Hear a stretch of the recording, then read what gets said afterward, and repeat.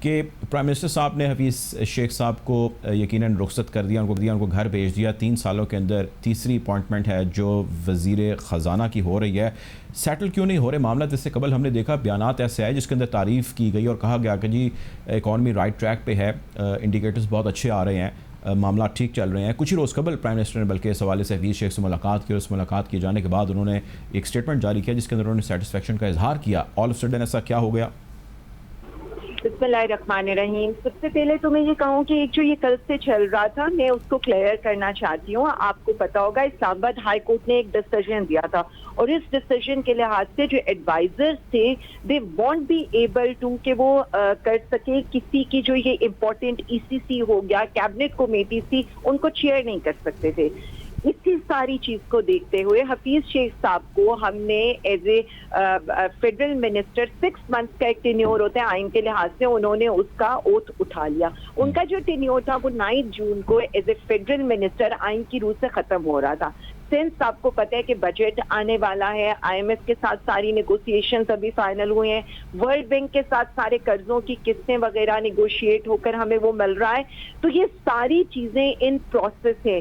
So we need some one کہ وہ ان چیزوں کو، بیکاز ہم نے کوشش کی ہم انہیں الیکٹ کرا سکتے ایز اے سینیٹر، وہ نہیں ہو سکا، تو ہمیں انہی ساری چیزوں کو آپ آگے لے کر جانا تھا. تو لیکن عالیہ صاحبہ ان کو سیٹ آپ ایک سینیٹر کی کے پی کے سے سلیکٹ کروا سکتے تھے. یہ بھی رومر سے ہم نے اپنے پروگرام میں ڈسکس کیا، پی ٹی آئی کے رہنما سے بات ہوئی کہ ممکنات میں سے یہ ممکن ہو سکتا ہے کہ کے پی کے سے کسی ایک کو اسٹیپ ڈاؤن کرایا جائے سینیٹر کو، اور وہاں پر میجورٹی آپ کی ووٹ ہے، وہاں پہ حفیظ شیخ صاحب کو نامنیٹ کرا دیا جائے اور اس کے بعد وہ الیکٹ ہوں اور یہاں پر اس کو کنٹینیو کریں. اور جبکہ آپ نے 9 تاریخ کا جو ذکر کیا اس میں بھی کافی ماہ باقی ہیں. آل آف سڈن ایسا کیوں ہوا؟ کیونکہ کچھ دیر پہلے ان کی کیمپین بھی ہو رہی تھی اور اس حوالے سے بہت زبردست اسٹیٹمنٹس بھی آ رہی تھیں.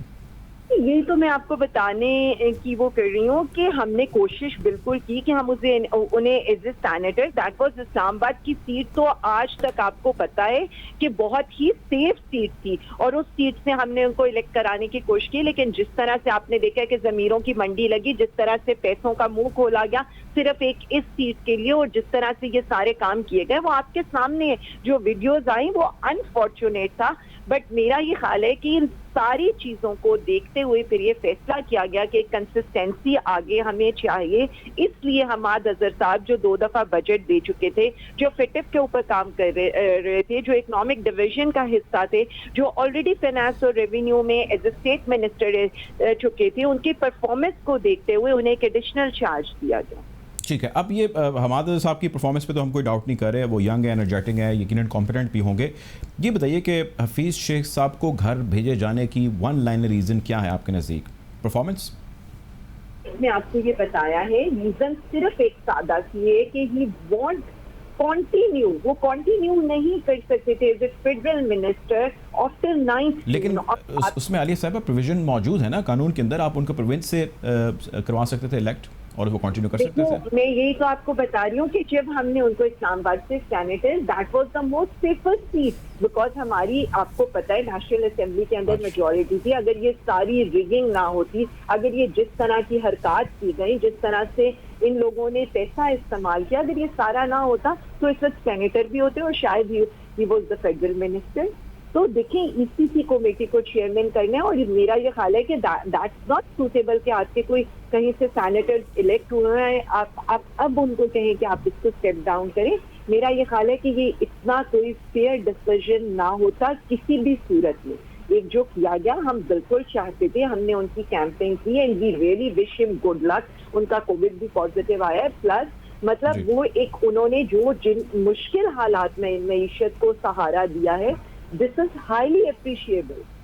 اچھا یہ بتائیں کہ اب حماد اظہر صاحب سے آپ کی پارٹی کی لیڈرشپ کی کیا ایکسپیکٹیشن ہے؟ سنا پرائم منسٹر صاحب بڑے خوش ہیں حماد اظہر صاحب کو چارج ملنے پہ، ایکسپیکٹیشن کیا ہے؟ دیکھو حماد اظہر صاحب کا ایک پورٹ فولیو ہے. حماد اظہر صاحب ماشاء اللہ سے ان کا جو کام ہے وہ آلریڈی اس کو پروف بھی کر چکے ہیں. جس طرح سے میں نے بتایا کہ فٹس کے اندر انہوں نے جتنی بھی پاکستان سائڈ سے جو بھی پریزنٹیشن تھی وہ حماد اظہر صاحب بھی ان کو ہیڈ کر رہے تھے، پلس وہ 2 بجٹ آلریڈی بنانے میں، ان کو پریزنٹ کرنے میں ہی واز پارٹ آف دیٹ. ان کی جو اکانومی کے اوپر گرپ ہے وہ سب کو پتا ہے. یہ ساری چیزیں ہیں جن کو دیکھتے ہوئے یہ فیصلہ کیا گیا. Plus as a minister industry and production जो उनकी परफॉर्मेंस है, हमारे 15 में से 9 इंडस्ट्रीज परफॉर्म करी हैं। हमारा LSM जो है वो पॉजिटिव डबल डिजिट में जा चुका है। ये सारी चीजें जिनको देखते हुए प्राइम मिनिस्टर इमरान खान साहब ने फैसला किया, और मेरा ये ख्याल है कि इंशाअल्लाह ताला वो उनकी उम्मीदों पर पूरा उतरेंगे। ये बताएं, अब अवामी सवाल है आलिया साहिबा, महंगाई का जिन जो है वो जो बेकाबू है अभी तक, उसको कंट्रोल कर पाएंगे? और अगर कर पाएंगे तो कब तक कर पाएंगे? क्योंकि 3 साल जैसा अरसा तकरीबन आपको पता आपको हो चुका है, 2.5-1 साल जैसे ही बाकी रह गए हैं। कोई डेट दे सकते हैं, कुछ बता सकते हैं कि कब इंडिकेटर्स बेहतर होंगे? मैं यही बिल्कुल बताना चाहती हूँ कि हमारे लिए इस वक्त जो मेन जिस चीज को हम अपनी हुकूमत के लिए समझते हैं कि हमें उस पर डील करना है और अवाम को रिलीफ देना है, वो महंगाई ही है। और हमारी जितनी भी एफर्ट्स हैं प्राइम मिनिस्टर इमरान खान साहब की, उनकी इकोनॉमी की टीम की, हमारी जितनी भी एफर्ट्स हैं वो इसीलिए है कि हमने अवाम को रिलीफ देना है। जिस तरह की सब्सिडी दी जा रही है यूटिलिटी स्टोर को, जिस तरह से 300 रमजान बाजार कायम किए जा रहे हैं और वहाँ पर अवाम को सस्ती चीजें और उनको रिलीफ पहुंचाने के लिए हर एफर्ट की जा रही है, वो सब इसीलिए है कि हम ये चाहते हैं कि अवाम को सफर ना करना पड़े। जबकि ग्लोबली फूड स्टफ की प्राइसेस इस वक्त हाईएस्ट लेवल पर चली गई। कोविड की वजह से export of these food production, लोगों ने बहुत सी कंट्रीज इनके पाइल अप कर रही हैं, इनको बैन लगा रही हैं, but still we are trying our best कि हम इस सारी चीज के ऊपर काम करें और आवाम को रिलीफ दें। अच्छा अली साहब, ये बताइएगा इस हवाले से कोई आपके पास इन्फॉर्मेशन हो, प्राइम मिनिस्टर साहब ने IPPs को पेमेंट देने से फ़िलहाल मना कर दिया, रोक दिया, और एक ख्याल ये किया जा रहा है अब्दुल रज़ाक दाऊद साहब की फैमिली की भी कुछ वहाँ पर कंपनीज एनरोल्ड हैं जिनको ये पेमेंट्स जानी है। कोई मामला गड़बड़ हैं रज़ाक दाऊद साहब के साथ, मिनिस्ट्री के साथ, या ये सिर्फ एक मफरूज़ा है? देखिए जी, मुझे ना कोई ऐसी इनसाइड इंफॉर्मेशन है कि मिनिस्टर साहब का रज़ाक दाऊद साहब, मैं उनके साथ I am a पार्लिमानी secretary with him, और मुझे बिल्कुल आइडिया नहीं है क्योंकि ये प्राइम मिनिस्टर इमरान खान साहब के फैसले और वो इस बात को बेहतर समझते हैं।